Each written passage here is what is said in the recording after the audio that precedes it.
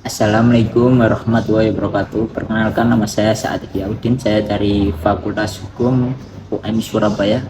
Nah, saya kali ini akan memaparkan materi yang berjudul antara ancaman dan peluang memperkuat kedaulatan negara di era digital. Nah, kemajuan teknologi informasi dan komunikasi telah membawa kita memasuki era digital. Era ini ditandai dengan pesatnya perkembangan teknologi digital yang telah merambah memperbagi aspek kehidupan manusia. Di Indonesia, era digital membawa angin segar dengan membuka berbagai peluang melalui dari peningkatan konektivitas dan akses informasi hingga pertumbuhan ekonomi melalui sektor ekonomi digital. Nah, di era digital ini kita mampu memperbaiki ekonomi dan mampu berkomunikasi dengan jarak jauh melewati aplikasi atau apapun itu di platform digital. Nah, selanjutnya serangan cyber, pencurian data dan informasi merupakan contoh ancaman yang dapat mengganggu stabilitas dan keamanan negara. Nah, di sisi lain ada positifnya dan ada negatifnya, yaitu ancaman yang dapat mengganggu stabilitas dan keamanan negara. Nah, bahkan mengancam negara itu sangat berbahaya, apalagi keamanan cyber atau data-data negara ketika tidak aman maka akan dibobol dengan orang-orang yang tidak bertanggung jawab. Nah, oleh karena itu diperlukan upaya strategis untuk memperkuat integritas negara di era digital.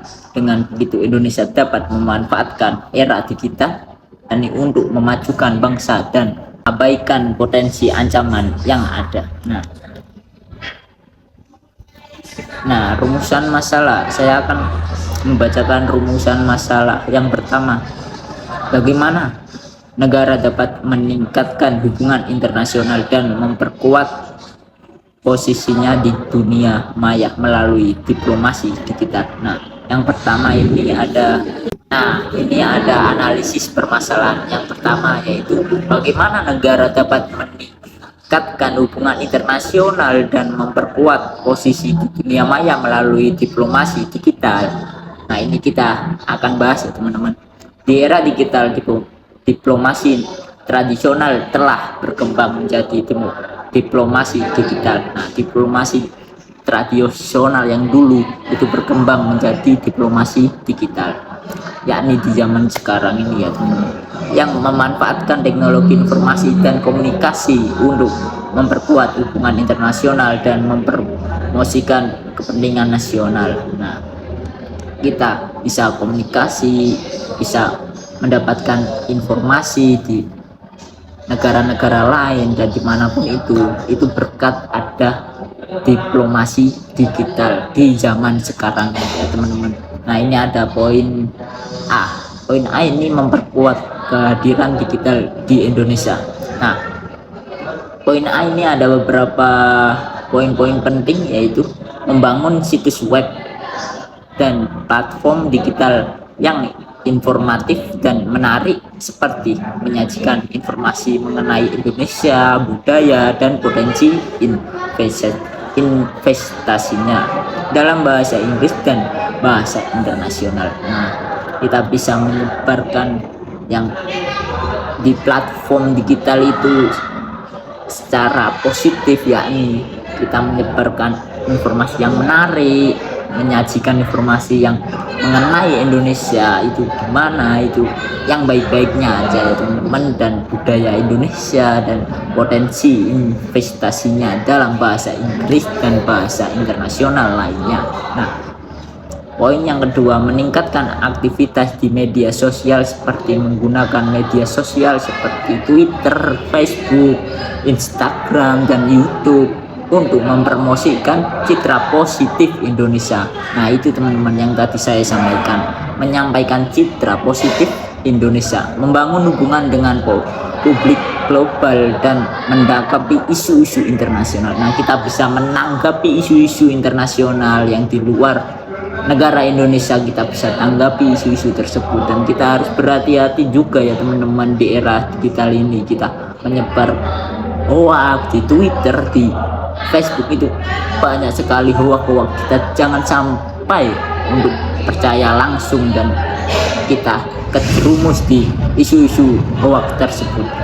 Nah, poin terakhir yakni memperkuat cyber diplomatik seperti menunjuk perwakilan khusus untuk diplomasi digital dan membangun tim ahli di Kementerian Luar Negeri untuk menangani isu-isu terkait teknologi digital dan diplomasi online. Nah, kita harus mengirim ya teman-teman, mengirim atau menunjuk perwakilan khusus untuk diplomasi digital. Nah, itu kan sembarangan orang ya teman-teman. Kita untuk menunjuk orang yang bisa dan profesional untuk mewakili khusus untuk diplomasi digital dan membangun tim ahli di Kementerian Luar Negeri. Nah, yang kedua itu ada rumusan masalah strategis apa yang diperlukan untuk mengurangi ketergantungan pada teknologi dan infrastruktur digital dari negara lain demi menjaga keamanan negara. Nah, itu apa ya teman-teman?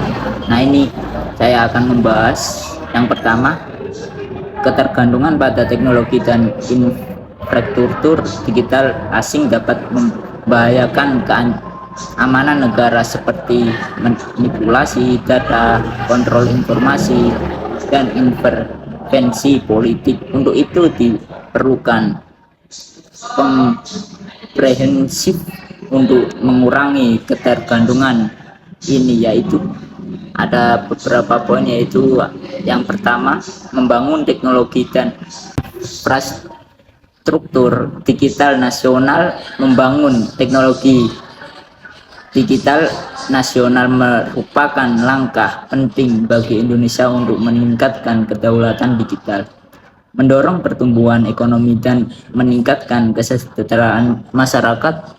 Berikut adalah beberapa aspek penting dalam mengembangkan teknologi dan infrastruktur digital nasional. Nah, selanjutnya ada kesimpulan. Nah, kesimpulannya itu di era digital membawa banyak peluang bagi kemajuan negara seperti akses informasi yang luas, komunikasi dan yang mudah, yang meningkatkan ekonomi digital. Namun di sisi lain, era digital juga menghadirkan berbagai ancaman yang dapat mempengaruhi kedaulatan negara. Nah, di era digital ini ada peluang yang positif dan negatifnya ya teman-teman, yaitu ada ancaman digital juga ya teman-teman. Nah, yang saya bahas ini ada ancaman, ada beberapa ancaman seperti serangan cyber, pencurian data, dan propaganda dari misinformasi. Yang terakhir ya ini ketergantungan pada teknologi tunggal. Nah, selain ada ancaman itu ada peluang ya teman-teman. Yang pertama itu ada teknologi digital dapat membuka peluang baru untuk meningkatkan perekonomian seperti melalui instruksi, melalui seperti aplikasi jualan-jualan yaitu Shopee dan lain-lain ya teman-teman.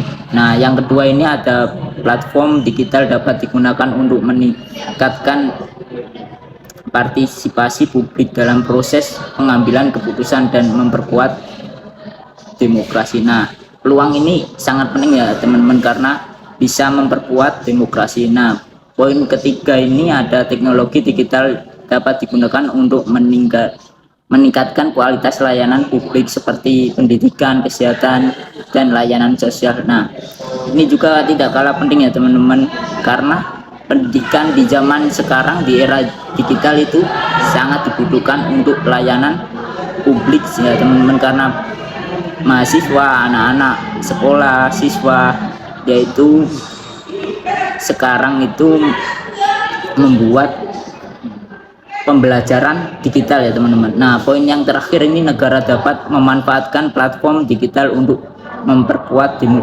diplomasi dan meningkatkan hubungan internasional. Nah, Indonesia ini bisa memanfaatkan platform digital untuk memperkuat diplomasi dan meningkatkan hubungan internasional ya teman-teman. Nah, ini saja yang bisa saya sampaikan. Kalau ada salah kata dan untuk menyampaikan, saya mohon maaf yang sebesar-besarnya. Saya pamit ya teman-teman. Assalamualaikum warahmatullahi wabarakatuh.